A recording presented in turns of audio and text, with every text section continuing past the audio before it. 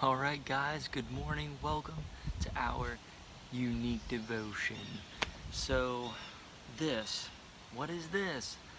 Um, the 3 ways to overcome your habits.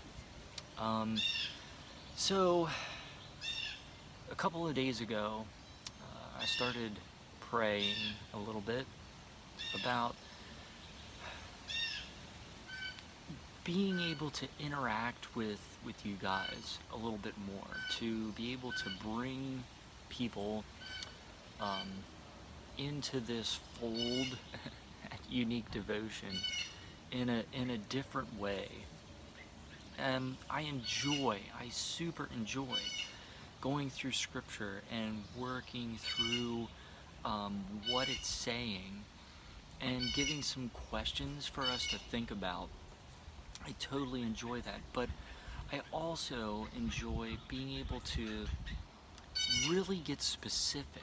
And the only way to do that is when every once in a while somebody posts a question or leaves a comment about something, or directly asks me to make a video, which is sort of what I was praying about. And then 2 or 3 days ago, in one of my older videos, one of my longtime subscribers, I'm gonna leave his name out, only because I'm not sure that he wants his specifics uh, put out there for the world. But you know who you are if you're watching this. So he says he's having problems, specifically with drinking, and wanted me to make a video on this. What I think he's really trying to get at, and maybe is part of why he's having this struggle, and let me just change my language instead of pointing towards one person, something that you all can apply.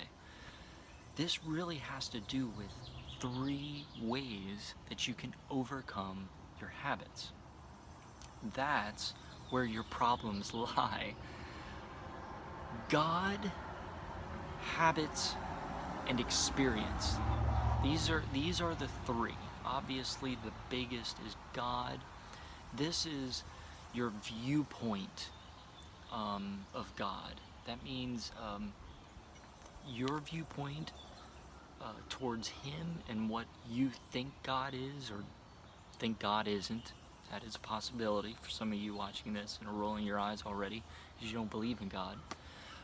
But then there's also His viewpoint of you, regardless of how you look at yourself, regardless of what you think God is or is not, how He looks at you. So let me jump into that. I actually did a video. I'll put the link down below. It's getting into the word God and the sort of short history definition. Really break down the definition of God, because that changes your viewpoint. At that point, it becomes not just what people are telling you God is, but it starts to put you on a path of defining and really opening that connection and recognizing that that connection is there. So there's that. That's a helpful tool. Start to build this thought process. In building your thought processes of God, we think and talk about God being infinite and everywhere and all powerful and all knowing, but do you really see that? Here's a challenge, a short challenge for you. What I do is quite often I reevaluate, okay, God, and I close my eyes a little bit and I'm thinking, God, I'm so focused on me and what I had, what I have to do. Where are you in this situation?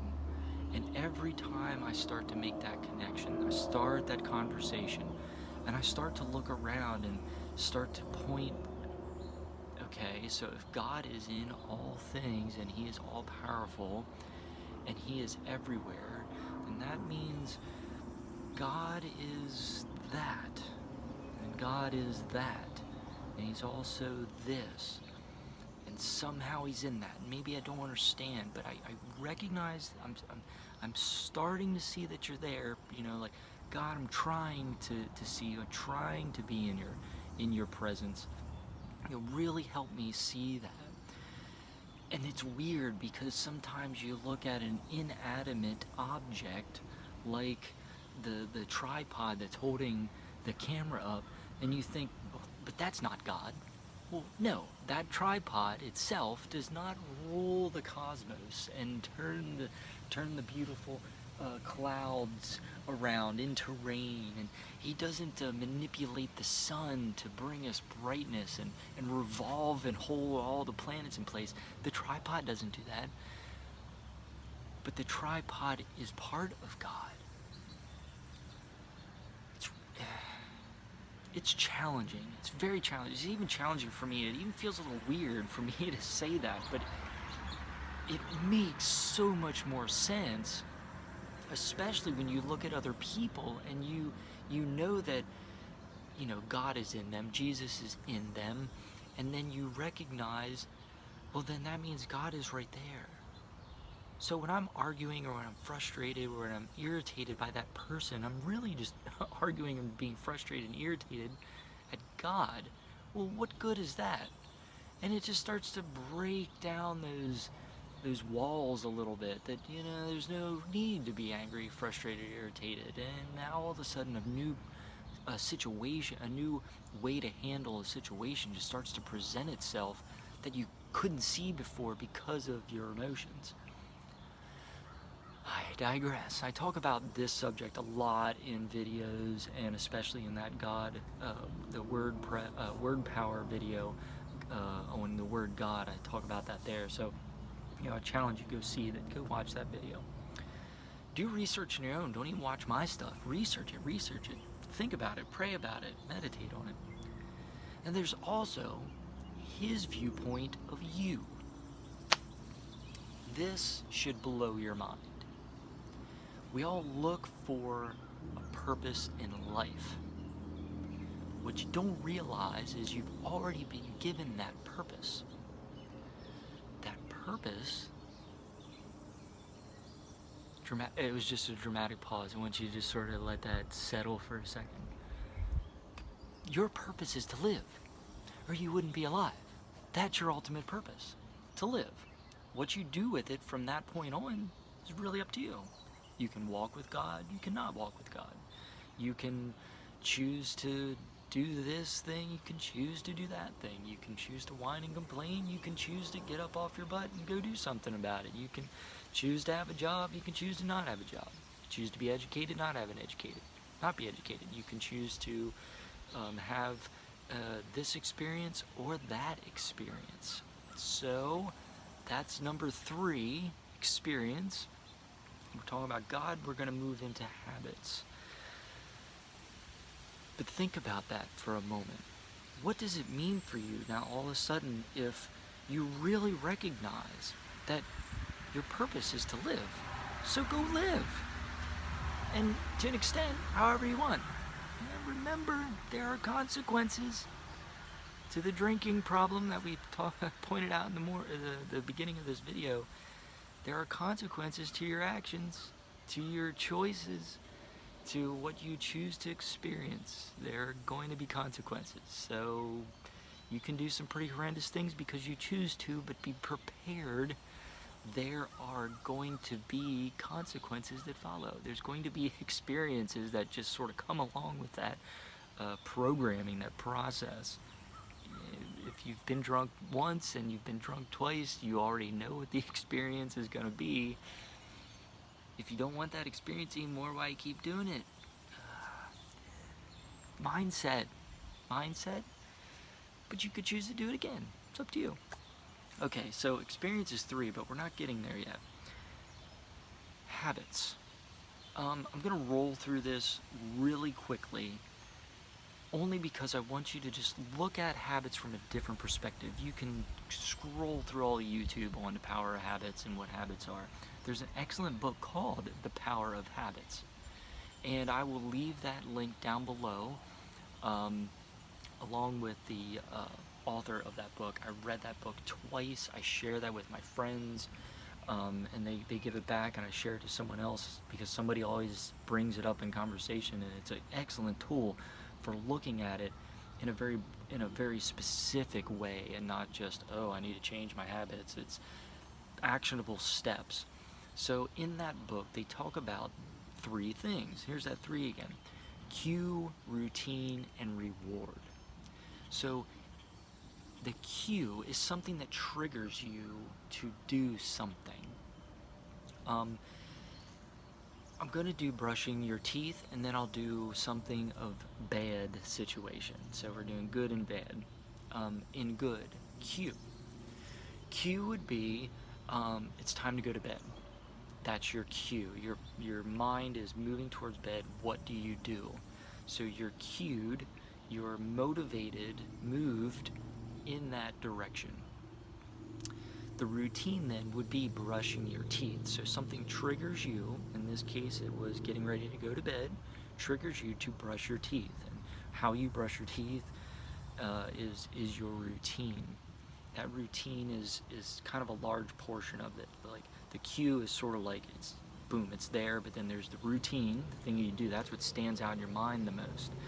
That's what is always happening. That's what you're always choosing to experience. And then there's the reward. So when you're done brushing your teeth, you get the reward and satisfaction of having your teeth brushed, even if you're annoyed by it.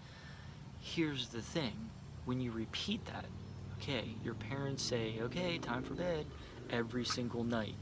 Cue, routine, brush your teeth, reward, they're brushed. Cue, ready to go to bed, routine, brush your teeth, reward, they're brushed.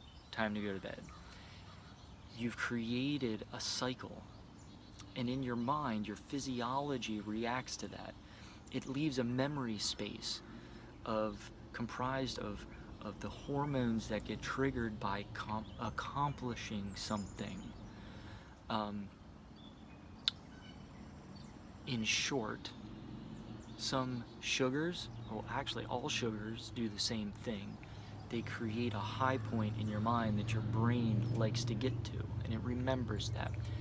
Some powerful drugs that are illegal do the same thing to such a great extent that you normally can't just get to that high. They create a memory spot.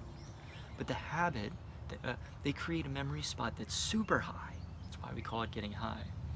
But habits do the same thing. Habits, when routinely done over and over and over again, they start to create and sort of etch out a deeper and deeper memory space, and at a deeper and deeper power of that feeling good. So you just tend to then all of a sudden it becomes automatic. That's why your parents kind of make you want to brush your teeth every single day and try to teach you to do that every single day.